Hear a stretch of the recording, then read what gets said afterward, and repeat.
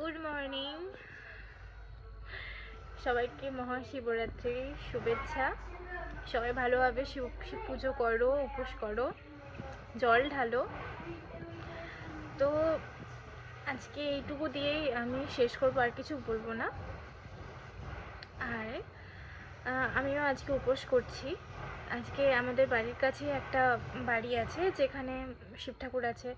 তো ওখানে হেল্পের জন্য মানে মানে কেউই আজকে এই বছরটাই আর কি হেল্প করতে পারছে না তেমনভাবে। তো আমি ভাবছি সেখানে থাকবো, সেখান থেকে পুরো ভিডিওটা তোমার সাথে শেয়ার করব।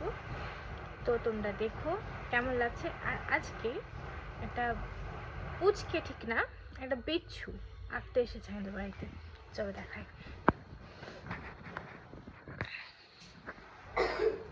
তোর আঁকা কমপ্লিট হলো? তুই কোনটা আঁকছিস? এটা এটা বলতে কৃষ্ণ তো রাধা কৃষ্ণ।